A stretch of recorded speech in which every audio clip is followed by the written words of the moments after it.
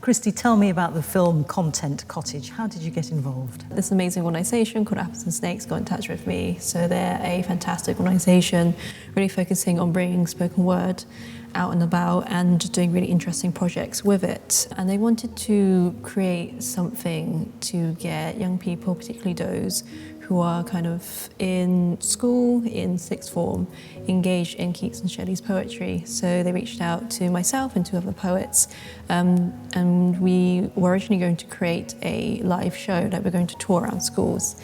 But then, of course, the pandemic hit, which caused a few roadblocks. So we kind of morphed it into a film. So here we are in upper school in Eton. This is where Shelley will have been taught. He'll probably have given a recitation. Up there behind me, you read a Shelley poem, don't you, in the film, and a Keats one, I think. Tell me about them. So I read a lament by Shelley in the film, and I also read the first bit of Ode to a Nightingale by Keats.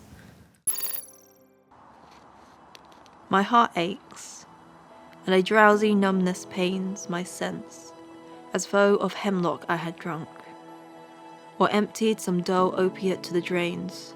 1 minute passed, and leaf walls had sunk.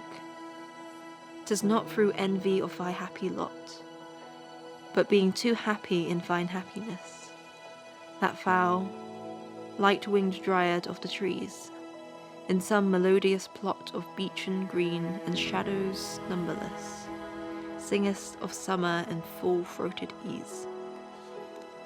Oh, for a draught of vintage, that hath been cooled a long age in the deep-delved earth, tasting of flora and the country green, dance and provincial song and sunburnt mirth. Oh, for a beaker full of the warm south, full of the true, the blushful hippocrene, with beaded bubbles winking at the brim and purple-stained mouth, that I might drink and leave the world unseen, and with thee fade away into the forest dim. Fade far away, dissolve and quite forget what thou among the leaves hast never known. The weariness, the fever and the fret here, where men sit and hear each other groan, where palsy shakes a few sad last grey hairs, where youth grows pale and spectre thin and dies, where but to think is to be full of sorrow and leaden eye despairs, where beauty cannot keep her lustrous eyes, or new love pine at them beyond tomorrow.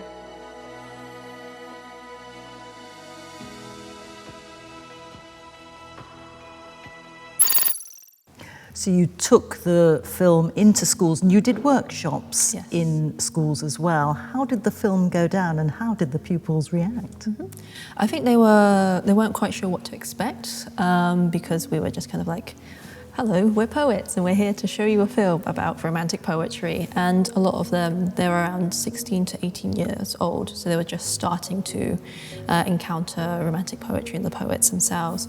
So for them it was a very unique way of showing these poets and the poems. But the reception was very good, and they seemed to really engage with the workshops as well, because we were getting them to write their own odes.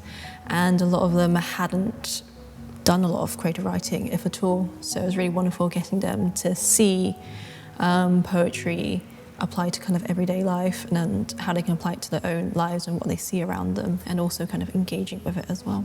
That is amazing that some of them had not done any creative writing. Can you give an example of the sorts of things they came up with? So for one of the workshops, something I love talking about is these two boys, they're best friends, they were sat next to each other, and one of them was like, oh, I'm going to write an ode about you. And we thought it might be quite a comical piece, which obviously we encourage, because of course poetry should be fun, and he actually ended up writing this really beautiful poem about their friendship, about how they were always there for each other and looking out for each other. And it was really heartfelt and genuine, and yeah, that was just really wonderful to see. It unlocked something in him. It did, yeah. Mm-hmm. So what do you want people to take away from the film? I would love to see them kind of engaging with poetry, seeing that it is accessible, it is for them, because of course Keats and Shelley wrote poetry for all the people, and over time we've kind of become disconnected from it, and we think poetry is this kind of untouchable thing, particularly of the romantic poets, when really the themes are very much applicable to every day, and just seeing poetry as something that they can read, engage with, and also something that they can write as well. I love it too.